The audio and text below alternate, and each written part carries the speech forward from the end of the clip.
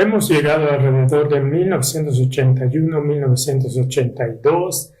Antes de este tiempo, cuando estaba comenzando a encajar en el aula cada vez más cómodamente, la universidad decidió que sería importante para mí continuar mis estudios de posgrado y que necesitaba trabajar para un doctorado. Y entonces en 1979 decidí ir a la Universidad Andrews para trabajar en un título de THD, que es un título de doctor en teología, y pasar un par de años allá y luego escribir una disertación y completar los requisitos para un doctorado en teología. Así que con mi familia, mi hijo y mi esposa, empacamos y nos mudamos de regreso a la Universidad Andrews.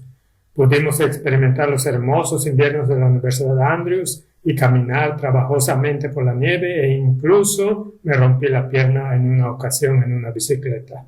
Así que fueron una especie de años interesantes para nosotros en la Universidad Andrews de 1979 a 1981. Bueno, aprecié las clases que pude tomar y el conocimiento agregado que pude conseguir. Pero no aprecié tanto lo que uno tenía que pasar para poder siquiera llegar a las clases que teníamos. Tenía que tener un conocimiento de lectura, obviamente griego y hebreo, pero también alemán y francés para aprobar los exámenes. Y eso antes de que pudiera tomar la primera clase. Así que esas fueron algunas de las cosas no tan agradables que tuve que pasar. Pero lo aprecié.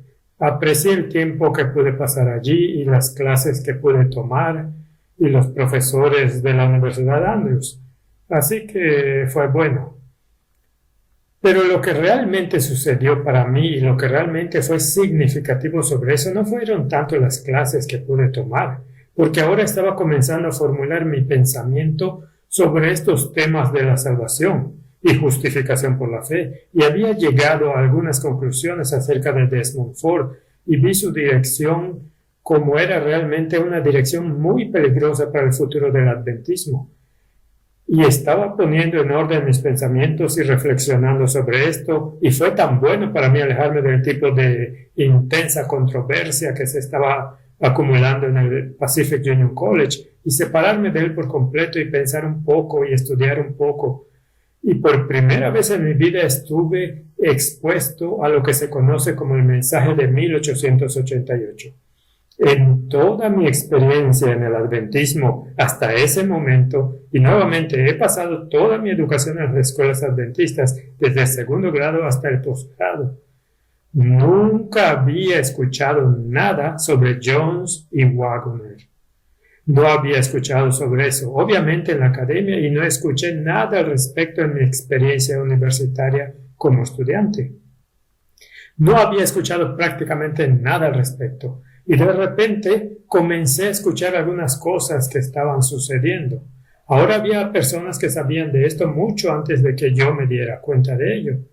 Durante la década de 1950, dos individuos que fueron misioneros en Australia, llamados Whelan y Short, regresaron a los Estados Unidos y empezaron a reimprimir algunos de los libros de Jones y Waggoner y a hablar sobre su teología, y se estaban llevando a cabo algunas reuniones sobre lo que se trataba el mensaje de 1888, y que prácticamente no sabía nada de eso hasta el periodo de alrededor de 1980, y de repente pensé que necesitaba entender qué se estaba enseñando. ¿Cuál era este mensaje de 1888? ¿De qué se trataba realmente y cómo fue significativo?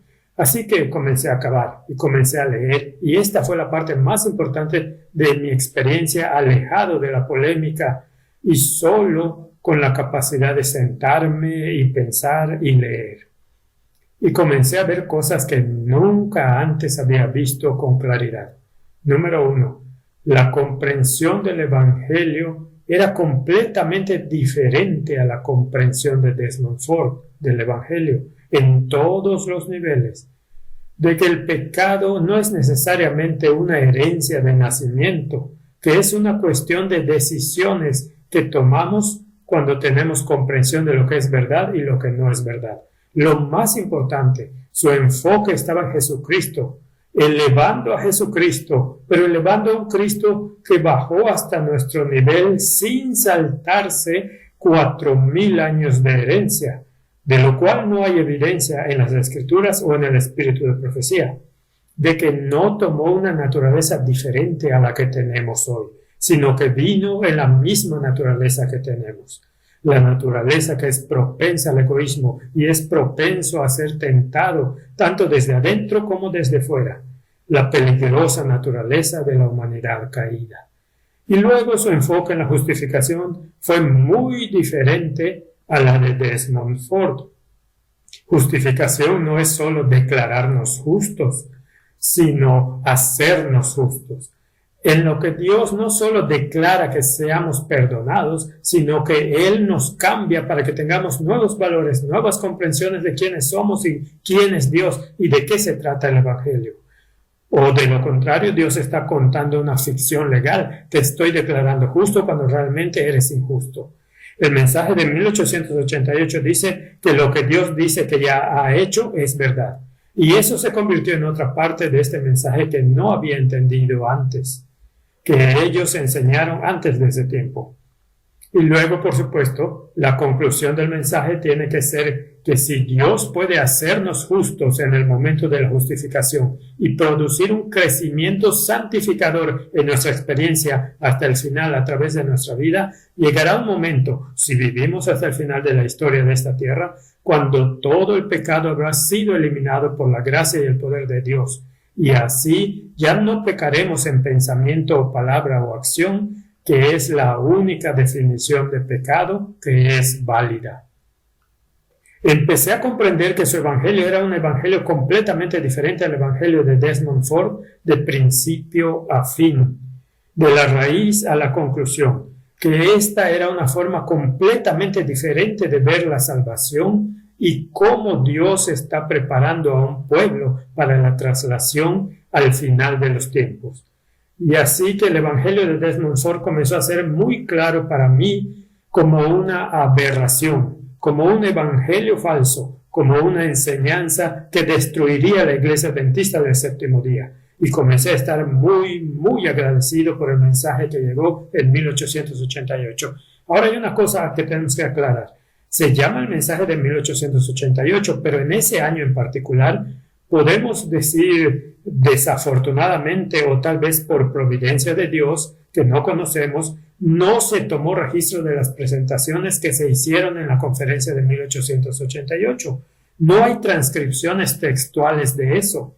Ahora, más tarde, todas las conferencias generales tenían transcripciones textuales. Todas estaban terminadas y nosotros tenemos el registro de cada una. Pero en ese año no hubo registro de lo que enseñaron. Solo hubo relatos de testigos presenciales. De modo que significa que no sabemos todo lo que dijeron en esa conferencia en particular.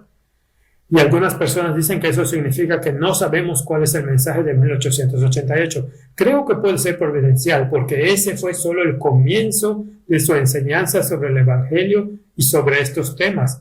Cuando realmente comenzaron a formular sus opiniones y expresarlas muy claramente, fue a principios de la década de 1890 y en 1893 y 1895. Este mensaje llegó a su plenitud. Empezó a ser un mensaje misionero muy pulido.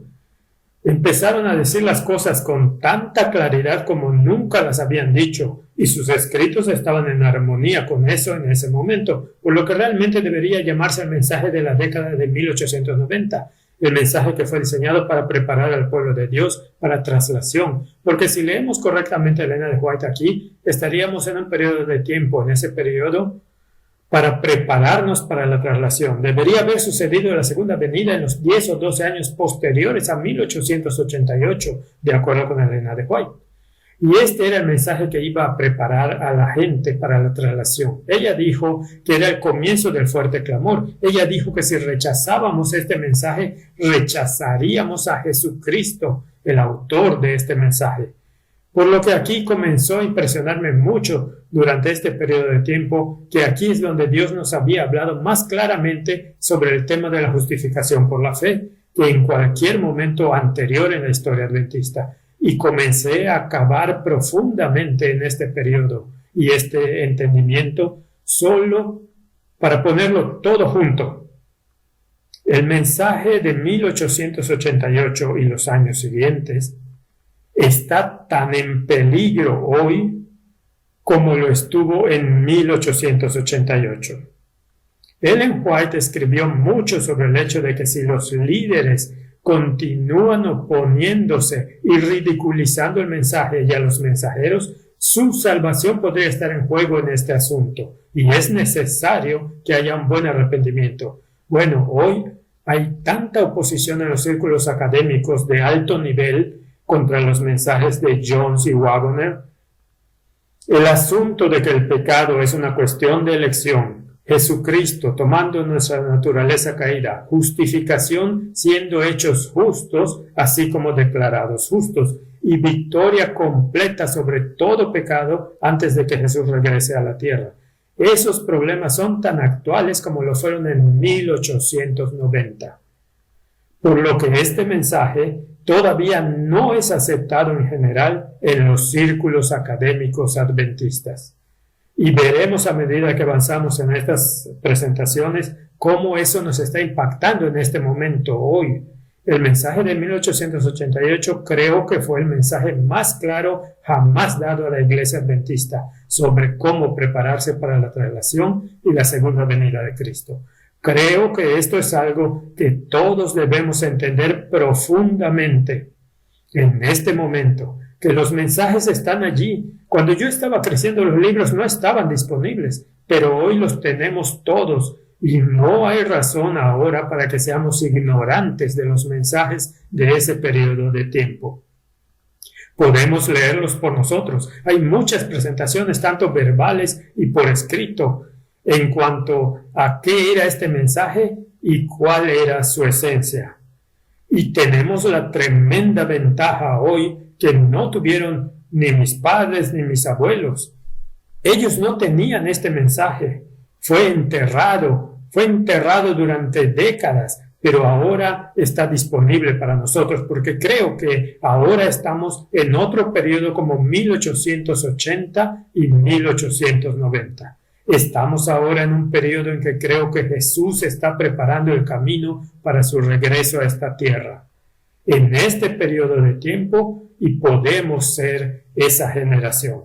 Si el mensaje era adecuado para el periodo de la década de 1890, es aún más adecuado para el periodo en el que vivimos hoy.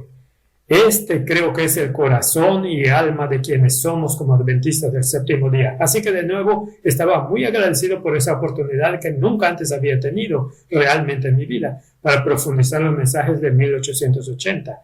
Incluso los profesores de Pacific Union College, que eran mis mentores y a los que respetaba tanto, ellos no compartieron ninguna cosa sobre el mensaje con nosotros como estudiantes. En la década de 1960 fue un mensaje enterrado y por eso me sentí muy agradecido por esa oportunidad de estudiar este mensaje a fondo. Y lo creas o no, llegó en total armonía con lo que estaba entendiendo como el verdadero evangelio basado en las escrituras y los escritos de Elena de White.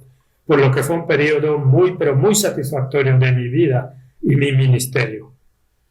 Luego regresé a Pacific Union College en el año 1981 y vamos a retomar eso después en cuanto a lo que sucedió durante esos años llenos de acontecimientos desde aproximadamente 1981 hasta 1985.